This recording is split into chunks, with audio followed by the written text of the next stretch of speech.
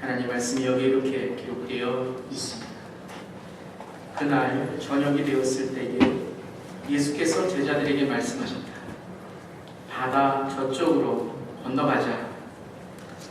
그래서 그들은 무리를 남겨두고 예수를 배에 계신 그대로 모시고 갔는데 다른 배들도 함께 따라갔다. 그런데 거센 바람이 일어나서 파도가 배 안으로 덮쳐 들어오므로 물이 배에 벌써 가득 찼다. 예수께서는 고물에서 베개를 베고 주무시고 계셨다. 제자들이 예수를 깨우며 말하였다. 선생님, 우리가 죽게 되었는데도 아무렇지도 않으십니까? 예수께서 일어나 바람을 꾸짖으시고 바다더러 고요하고 잠잠하여라 하고 말씀하시니 바람이 그치고 아주 고요해졌다. 예수께서 그들에게 말씀하셨다. 왜들 무서워하느냐? 아직도 믿음이 없느냐? 그들은 큰 두려움에 사로잡혀서 서로 말하였다. 이분이 누구이기에 바람과 바다까지도 그에게 복종하는가? 아멘. 하나님의 말씀입니다. 하나님의 말씀에 감사합니다. 잠깐 기도하시겠습니다. 하늘의 호흡으로 이 땅에 오신 주님, 이 시간 주님의 호흡으로 주의 말씀을 듣게 하옵소서. 주의 말씀으로 우리의 영을 솟생케 하시며 우리의 삶을 변화시켜 주시옵소서. 부족한 종의 모습은 모두 가려주시고 오직 주님의 말씀만 전해지게 하시며 주의 모든 말과 마음의 묵상이 온전히 주님께 연락되어지는 은혜의 시간, 축복의 시간 되게 하옵소서. 예수님의 이름으로 기도드립니다. 아멘. 아멘. 할렐루야. 아멘. 한 주간 잘 지내셨습니까? 아멘. 말씀을 듣는 마음으로 성직 가지고 계신 분들 성직을 들어주시고요. 감사합니다. 가운데가 좀 부재한 것 같아요. 성직을 들어주시고요. 자, 오늘 주님의 말씀을 함께 고백하도록 하겠습니다. 시작. 주님의 말씀은 나의 빛이요 내 길의 빛입니다. 주님의 말씀에 축복이 있습니다. 주님의 말씀에 능력이 있습니다. 주님의 말씀이 나를 변화시킬 것입니다. 주님 내 길을 엽니다. 주님 내 마음을 엽니다. 주님 내 삶을 엽니다. 아멘. 이 아침에 주님의 크신 평강이 사랑하는 성도들 모두에게 함께 하시기를 주님의 이름으로 축원합니다. 여러분 평안하십니까? 평안하시기를 축원합니다. 그럼 옆 사람에게 인사하면서 주의 평안이 함께 하시기를 바랍니다 하면 인사하겠습니다. Peace of Christ be with you. 좀 많이 우리가 저는 좀 나누는 거 좋아하잖아요. 좀 많이 나누었는데 좀 웃으면서 하시면 좋겠어요. 좀 웃으면서. 감사합니다. 이렇게 인사를 하고도 요즘 마음과 삶의 평안을 갖지 못하시는 분들도 있으실지 모릅니다. 여러분에게 평안이 있길 바랍니다. 근심이라는 문제 앞에서 우리는 모두 실험지를 들고 서 있는 수험생과도 같습니다. 아는 문제보다 모르는 문제가 더 많기에 알고 있는데 실수했다 말하기보다 몰라서 이미 다가오는 실패에 두려움으로 빈 답안지만 멍하니 쳐다보고 있을 때도 있습니다. 성경에 나오는 많은 사건들이 있지요. 이 많은 사건들은 하나님의 손길을 우리에게 보여줍니다. 우리의 인생의 여정에 그리는 하나님의 그림, 화가의 손길과도 같습니다. 특히 신약에 예수님이 사역을 하신 갈릴리 지역과 갈릴리 호수, 때로는 갈릴리 바다라고도 하지요. 이 사건들은 우리가 사는 삶을 표현하는 한 폭의 그림을 그리시는 예수님의 손길이기도 합니다. 갈릴리에서 사역을 하시며 병을 고치시고 기적을 베푸시고 죽음에서 건져주시며 먹여주시고 위로해주시고 싸매어주시는 그 예수님을 통해 우리는 우리의 삶에 찾아오시는 주님의 말씀의 빛을 마주하게 됩니다. 오늘 특별히 이 마가복음 4장의 말씀을 통하여 이 예수 그리스도를 만나는 저 여러분에게 주님의 이름으로 축원합니다. 오늘 마가복음 4장의 풍랑을 잔잔케 하시는 이 사건, 이 사건을 통해서 우리는 고난의 파도를 잠잠케 하시는 우리의 삶의 주인이신 예수님을 만나게 됩니다. 갈릴리 바다를 잘 아십니까? 갈릴리 바다는 폭풍이 자주 일어나는 곳이라고 합니다. 지형적으로 갈릴리 호수는 북쪽으로 깎아지는 산골짜기에 이어져 있기 때문에 우리 지도를 보시면, 특별히 그 옆에 일체로 되어 있는 지도를 보시면 갈릴리 호수가 가운데 있고요. 옆에는 산골짜기로 되어 있습니다. 그래서 지형적으로 예고 없이 폭풍이 많이 몰아치곤 한다고 합니다. 아무리 경험만을 얻으라 해도 풍랑을 예측하기가 쉽지 않다고 하죠. 게다가 오늘 35절에 보면 저녁에 배를 탔습니다. 그리고 바다 건너편으로 가고 있는데 풍랑이 불었습니다. 폭풍이 불고 그들이 한참 바다 한가운데에서 풍랑과 싸울 때는 분명 칠 같은 밤이었을 것입니다. 낮도 아니고 어두움의 밤에 풍랑을 만난다는 것은 절망과도 같은 일입니다. 또한 여러분, 제자들 중에 적어도 4명 이상은 어부 출신입니다. 여러분, 모르면 사람이 용감해지지만 알면 대로 비겁해집니다. 갈릴리 풍랑이 얼마나 무섭다는 것을 알았기에 제자들에게는 이미 시작된 폭풍이 더 큰 공포로 다가올 것입니다. 거센 풍랑은 점점 세워지고 거센 맹수의 입과도 같은 이 파도는 배를 삼키듯 을렁거리고 있습니다. 그래도 내가 누군데, 내가 이 갈릴리 호수에서 잔뼈가 굵은 어부인데 하면서 제자들은 몇 시간 파도와 싸우고 있습니다. 자, 왼쪽으로, 자, 오른쪽으로 빨리 움직여야지. 베드로는 이랬을지 모릅니다. 야, 세리마테, 너 왜 이렇게 팔 힘이 약해? 돈만 세고 있더니 그렇게 팔 힘이 약하지. 내 팔뚝을 봐. 그러면서 힘을 과시했을 수도 있습니다. 자, 나를 봐. 이렇게 옆으로 돛을 움직이라고. 아이고, 참나 죽겠네. 왜 이렇게 하냐. 몇 시간을 그렇게 서로 싸우고 폭풍과 싸웠지만 모든 노력은 허사가 됩니다. 싸우면 싸울수록 점점 더 파도는 무서워지고 하나둘 제자들은 손을 들기 시작합니다. 더 이상 되지 않습니다. 칠과 같은 어둠, 죽음의 공포, 밀려오는 파도는 이제 운명의 문을 두드리는 베토벤의 운명 교환 것과도 같습니다. 다 함께 과과과광 바벨 소리가 운명을 재촉하는 소리와 같았습니다. 그때 한 제자가 외칩니다. Where is Jesus? 영어로 하지 않았겠죠? 예수님이 어디 계신 거야? 이 풍랑에 예수님은 어디 계시지? 제자들은 예수님을 찾기 시작합니다. 풍랑과 싸우고 있을지 모르니까 빨리 예수님을 찾아봐 하면서 배의 오른쪽에 가도 없고 왼쪽에 가도 없습니다. 아니, 바다에 빠지신 건 아닐까? 파도를 향해서 제자들은 외칩니다. 예수님! 예수님! 예수님 수영하실 수 있어? 예수님 수영하신 거 보신 적 있으세요? 예수님 수영하셨다. 예수님 수영 못하시는 거 아니야? 한 번도 예수님 수영하신 거 본 적이 없잖아. 그때 한 제자가 외칩니다. 여기 계셔, 여기 계셔. 내가 예수님을 찾았어. 일로 와봐. 그런데 여러분, 제자들이 예수님을 봤을 때에는 황당했습니다.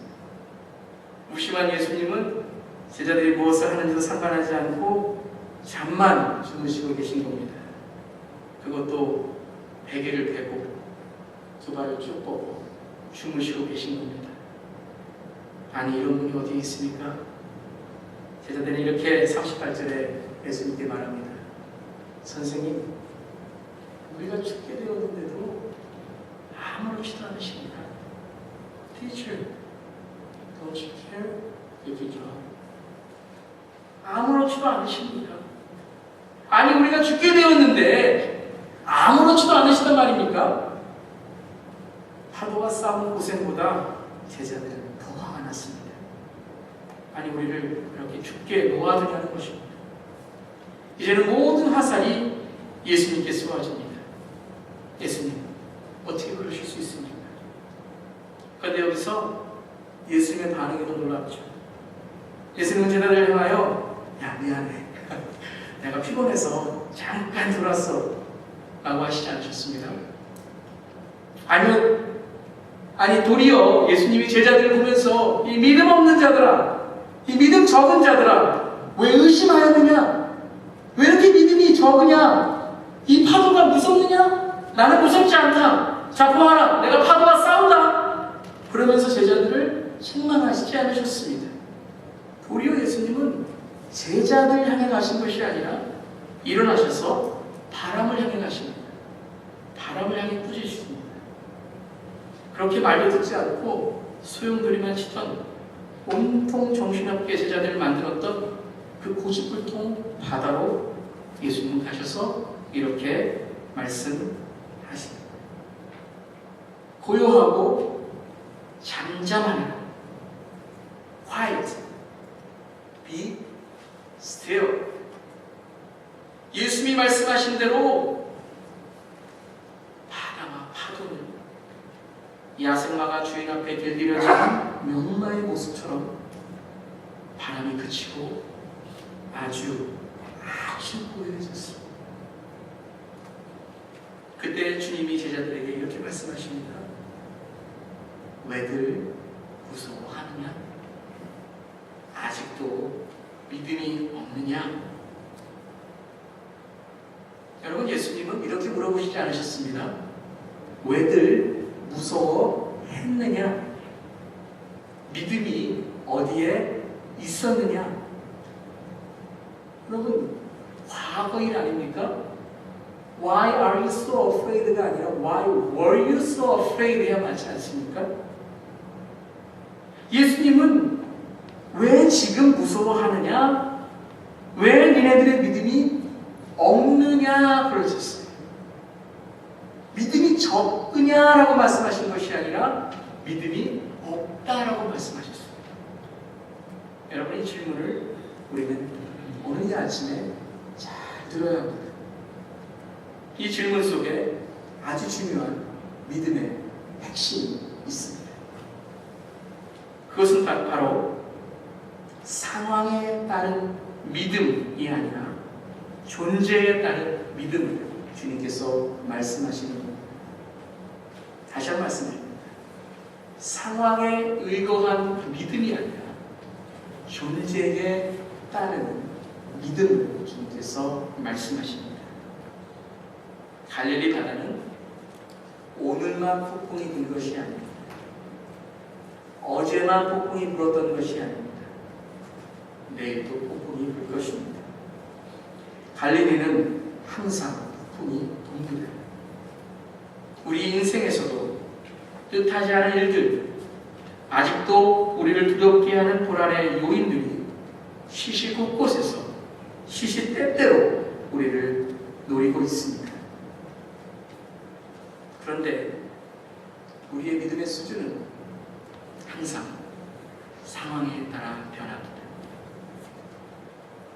내 삶의 상황에 따라 내 믿음이 변하기도 하고, 어떤 분들은 상황에 따라 믿음이 좋다고 하셨던 분인데 믿음이 송두리째 뽑히는 분도 계십니다.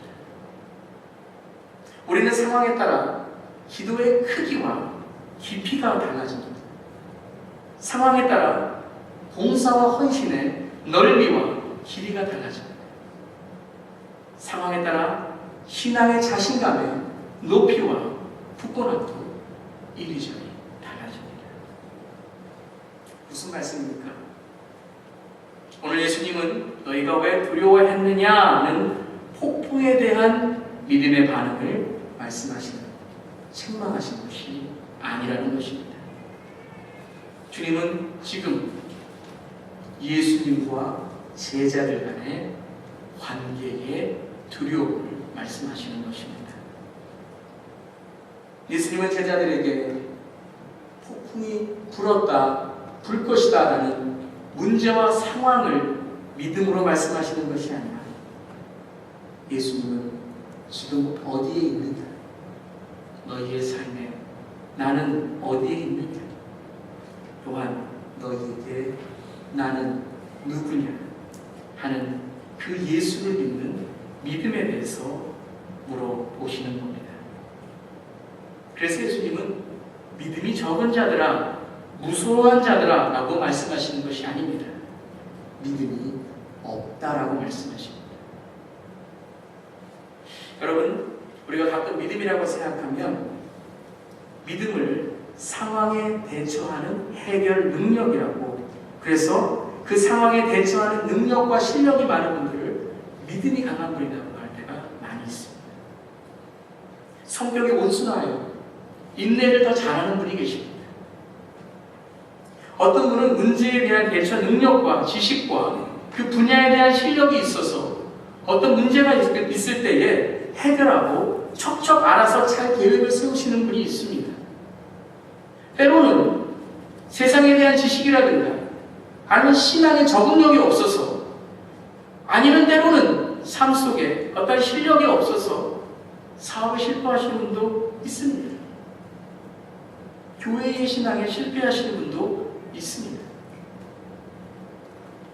여러분, 무엇이 오늘 예수님 말씀하시는 믿음이겠습니까? 오늘 예수님은 오늘 너에게 폭풍을 이길 수 있는 문제 대처 능력이 있느냐? 그래서 너희들이 이 대처 능력이 없기에 고생을 당했다. 그러니까 그 폭풍을 멈출 수 있는 분이 나라는 것을 믿느냐는 질문이 아닙니다. 문제 해결 능력은 내 실력입니다. 즉 내 믿음입니다. 때로는 우리가 문제를 해결할 때 예수님과는 아무 관계가 없이 문제에만 집중할 때가 있죠. 그것이 예수님과의 믿음이 아닐 수 있습니다. 즉 문제와 동등하게 예수님을 놓고 문제가 일어날 때 예수님이 등장하셔서 예수님 폭풍과 빨리 싸워주시고 돛을 내리시고 닻을 내려야지만 이길 수 있습니다 라고 할 때에 예수님이 그렇구나, 그래, 폭풍은 어느 쪽에 싸워야 되지, 돛은 어떻게 올려야 되지, 닻을 어떻게 내려야 되지, 내가 말한 그대로 예수님께서 말씀하실 때에, 그렇게 행하실 때에 우리는 주님은 참 좋은 분이시다 라고 말합니다. 하지만 오늘 주님께서 말씀하시는 것은 그 예수님이 싸우실 테니까 나를 바라가 아니라 나는 주님 앞에서 아무것도 아닌 그저 고요하고 아주 잠잠해져야 된다. 그 믿음을 말씀하시는 오늘 말씀은 바람과 파도를 조용히 하신 사건이기도 하지만 제자들에게 고요하고 잠잠하게 하시는 말씀입니다.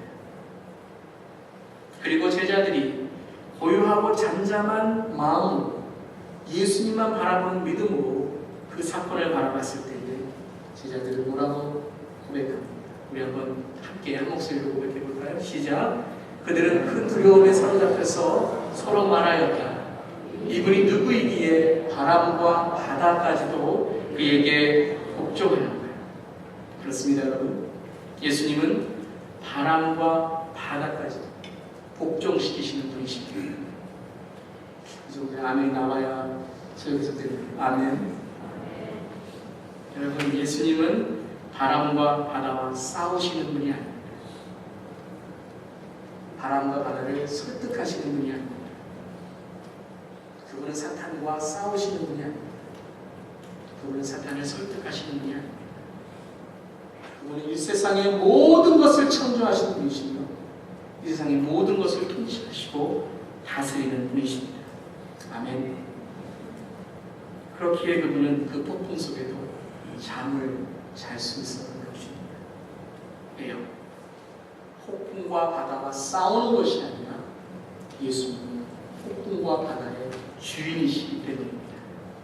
그리고 그 잠 속에서도 모든 바다와 파도를 보고 계신 분이시기 때문입니다.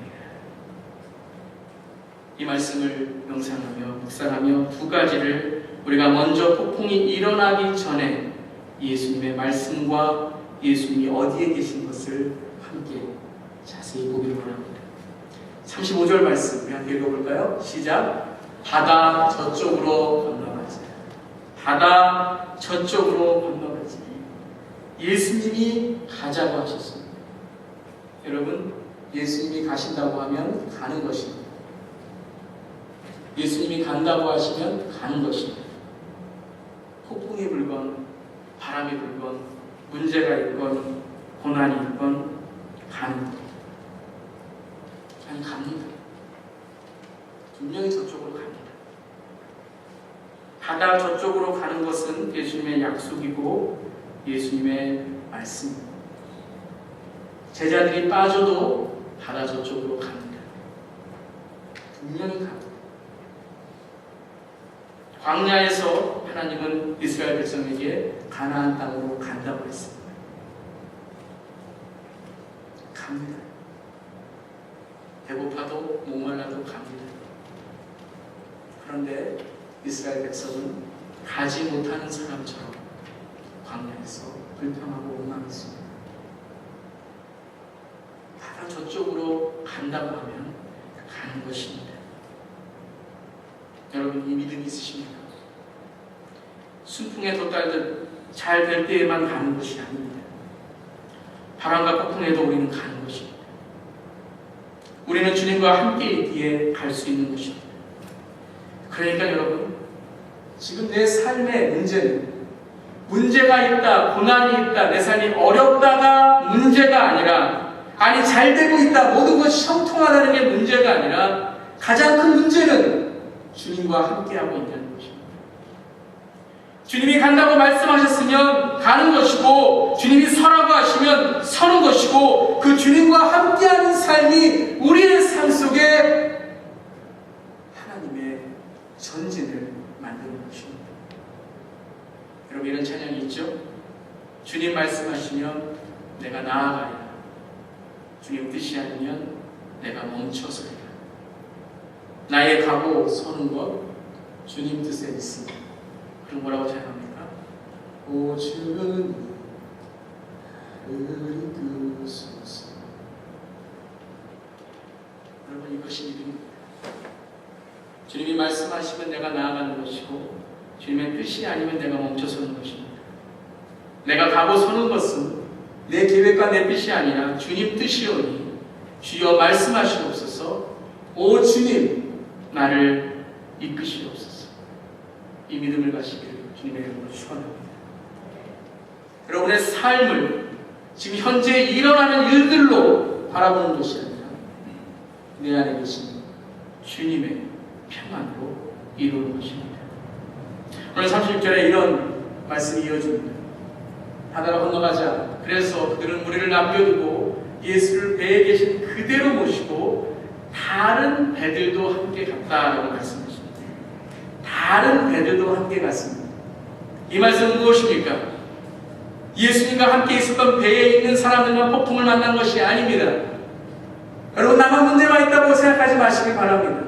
나만 문제가 있는 것이 아닙니다. 이 세상의 모든 사람들은 다 인생의 고난이 있는 것이고 인생의 문제가 있는 것입니다.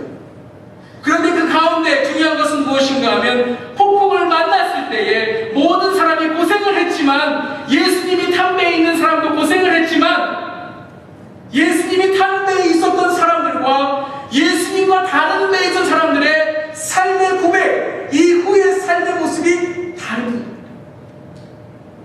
이것이 믿음이죠. 다른 배는 그냥 폭풍이 그쳤다고, 시간이 지났다고, 그것 봐라 시간이 지나면 끝났다고 말합니다. 여러분, 기다린다고 끝납니까? 참고만 있으면 끝납니까? 아니 그냥 시간이 약이라고, 그냥 시간만 바라보고 시계만 바라보고 그냥 아무 말도 안 하고 내 인생에 그냥 허비하면 그냥 끝나게 됩니까? 다 문제가 없어집니까? 시간이 지나서 끝인 게 아니라니까요. 예수님이 바다와 바람을 명하셨기 때문에 끝쳤다라는 것입니다. 이것이 믿음입니다. 여러분의 삶 속에 어떤 현상을 놓고서 여러분의 삶에 그냥 시간의 허상만 바라보고 있는 것이 아니라 믿음의 실상을 바라볼 때에 그 뒤에 계신 하나님의 뜻과 계획을 우리가 찾을 수 있는 것입니다. 기적을 경험한 사람들은 뭐라고 합니까? 예수님을 알았다. 예수님이 누구신가를 분명히 고백합니다. 바람과 바다를 멈추게 하신 분을 알게 됩니다. 그러니까 이제 이 다음에 내일 바다와 바람이 올 때에 다른 데 사람들은 뭐라고 합니까? 야, 이거 어떻게 죽는 사람도 있을 것입니다. 하지만 예수님의 배에 타고 있던 사람들이 내일 모레 폭풍과 바람 만났을 때 그대로 어떻게 됐습니까? 가장 먼저 예수님이 어디 계신가를 물어볼 것입니다. 예수님이 지금 어디에 계신가? 예수님이 지금 우리에 계신가? 지금 어디 우리와 함께 계신가? 물어보는 것입니다. 그리고 주님 앞에 섰을 때에 주님이 우리와 함께 하신 것을 깨달았을 때에 지금 내 앞에 일어나는 현상을 바라보면서 나는 죽겠다, 예수님은 뭐 하시냐 하는 원망스러운 눈물이 아니라 주님의 앞에 무릎을 꿇고 주님을 앞서게 하시며 고요하고 잠잠하라 하시옵소서. 온전히 주님을 따라가겠습니다. 믿음의 순종으로 반응하는 것입니다. 여러분, 이 믿음을 가지시기를 주님의 이름으로 축원합니다. 여러분의 삶에 문제를 바라보는 믿음의 눈을 가지시기를 주님의 이름으로 축원합니다. 또 하나는 예수님이 어디에 계셨냐는 것입니다. 예수님은 고물이라는 장소에 계셨습니다. 고물이 뭡니까? 고물상, 정입니까? 고물이라는 것은 배의 뒤쪽을 의미합니다. 여러분, 배를 타보신 분은 알겠지만 배의 뒤쪽, 이 고물이라는 곳에 무엇이 있습니다? 여러분, 저 그림에 잘 보시면 배의 뒤쪽 물 아래 이제 잠기게 되겠죠? 있는 곳에 뭐가 있냐면요, 배를 방향으로 움직이는 키라는 것이 있어요. 또한 좀 더 큰 배를 바라보면 제 배의 뒤쪽 고물이라는 곳에는 운전대가 있습니다. 고물의 위치는 바로 이 배를 움직이게 하는 중심축입니다. 앞이 이끌고 가는 것처럼 보이고 앞이 보이는 것처럼 보였지만 고물은 이 배를 움직이게 하는 배의 뒤편입니다.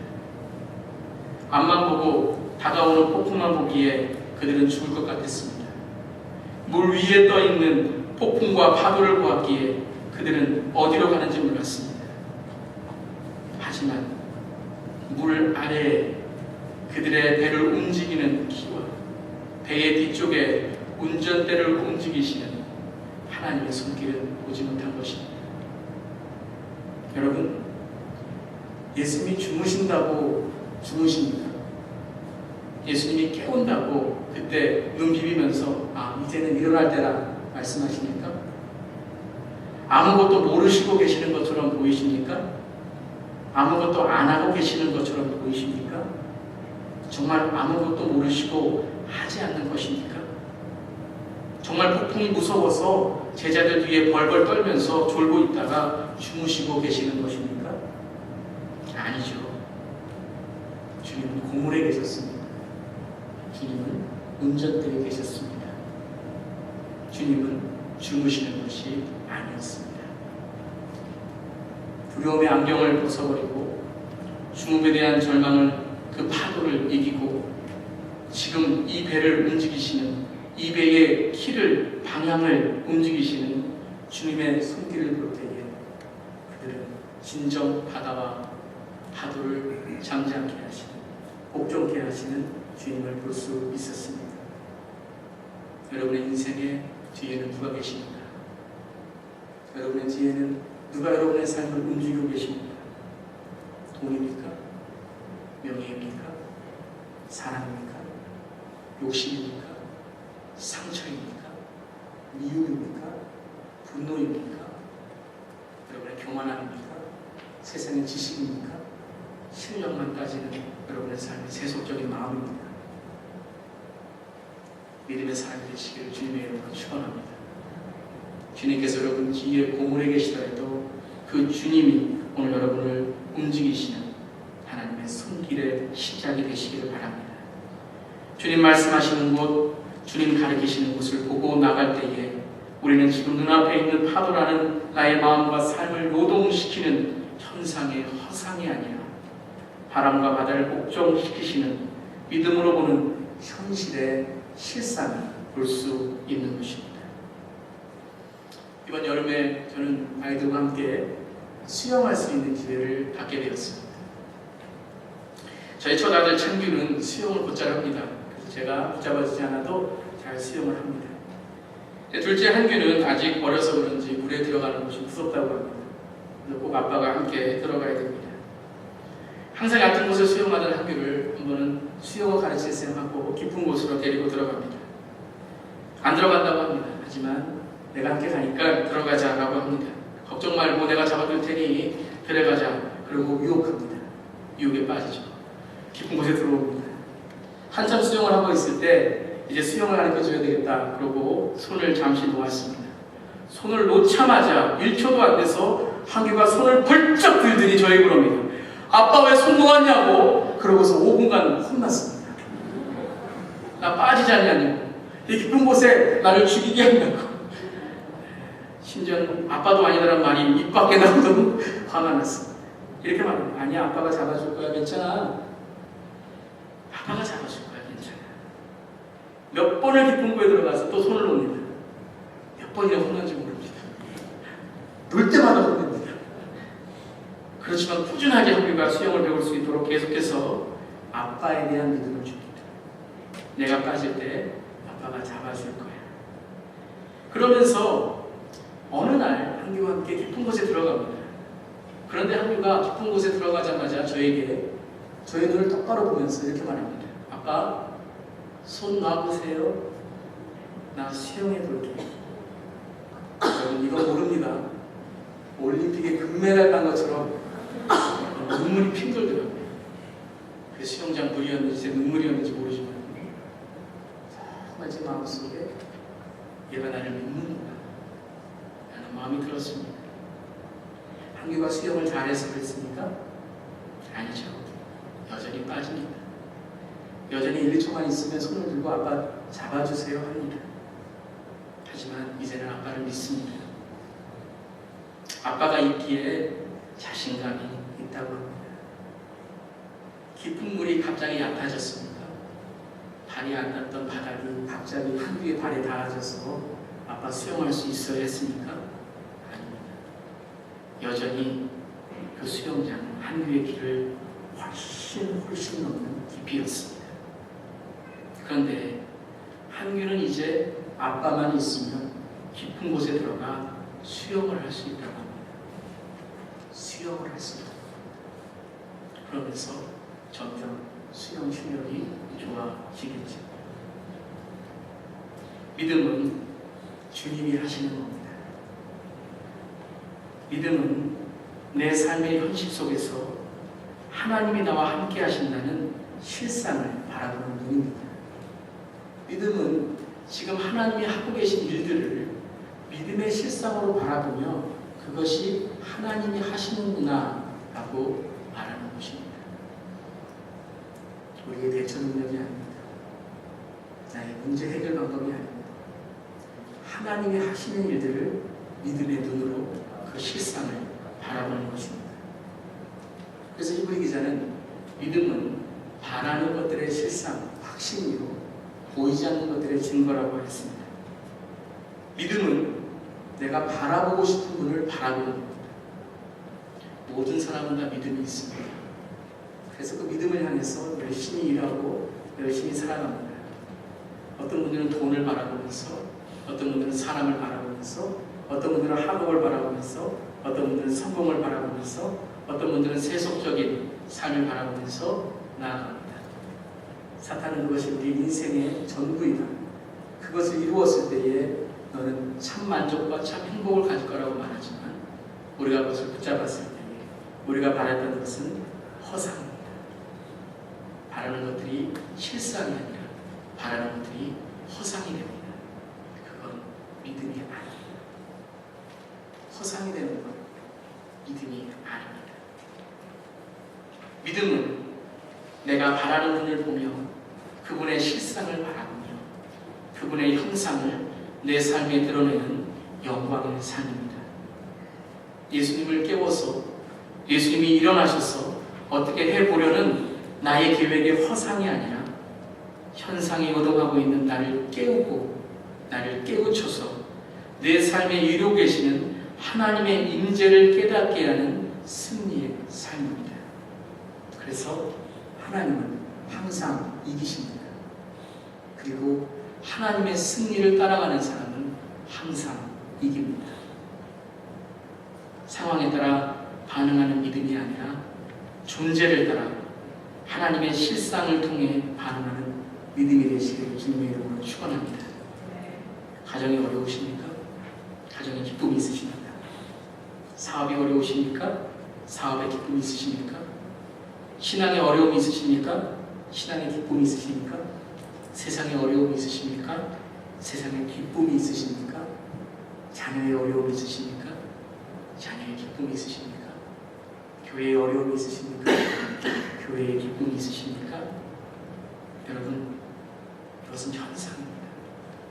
하지만 그 가운데 계신 하나님을 바라보며 현실을 직시하고 허상이 아니라 내 마음에 그려지는 허상이 아니라 주님이 바라보시는 눈, 그 믿음의 실상으로 바라볼 때에 가정은 사랑이라는 하나님의 사명을 위해 어려울 때나 즐거울 때나 나아가는 것이고, 직장과 사업은 돈이 아니라 하나님의 선교와 사역을 위해 전처지가 되는 하나님께 드려지는 곳이 되고, 그리고 내 삶은 고난과 어려움, 죽음과 같은 빠지고 같은 어지러움에도 주님의 성품을 품고 주님의 성품을 담아내는 영광을 드러내는 내 안에 계시는 성령의 실상을 표현하는 하나님의 화폭이 됩니다.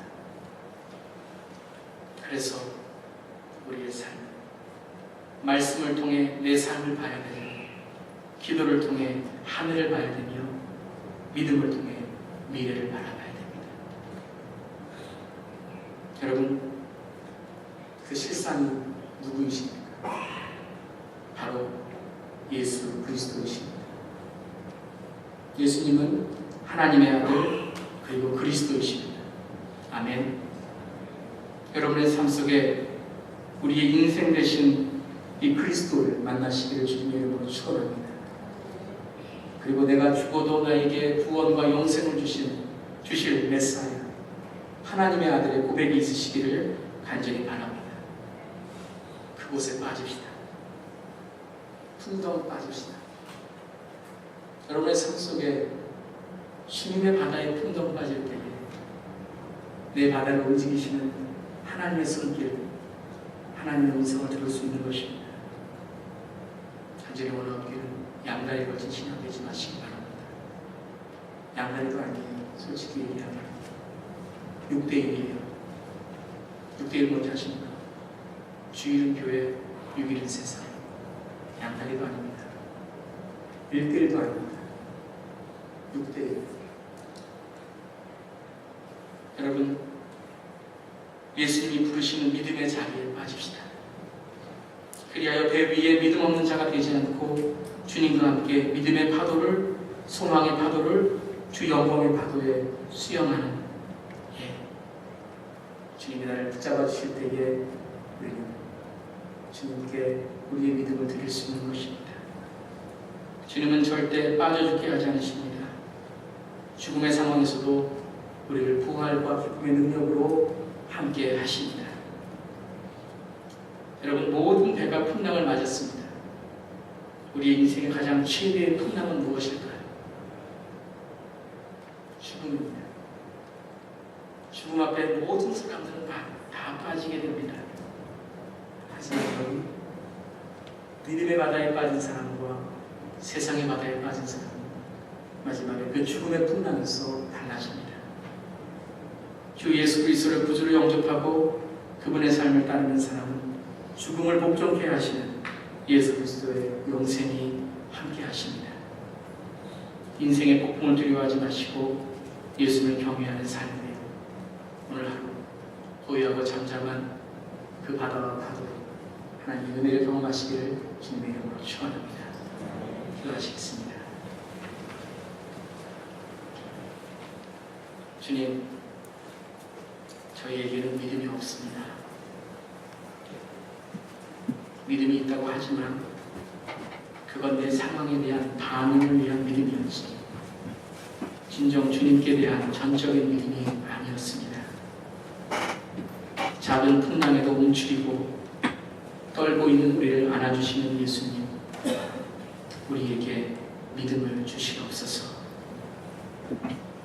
오 주님, 이제는 우리의 믿음이 참된 믿음이 되어 삶의 풍파에 주님의 손을 꼭 잡고 주님만 바라보며 우리를 유혹해 하는 사탄의 허상을 물리치고 믿음의 실상으로 이 땅에 주님의 나라를 이루며 다시 오실 주님을 준비된 기름으로 맞이하는 주의 백성이 되게 하옵소서. 마침내 주의 나라에 이르게 하시고 그 끝내 주의 배로만 항해하게 하시옵소서. 주의 은혜에 감사드리며 예수님의 이름으로 기도드리옵나이다. 아멘.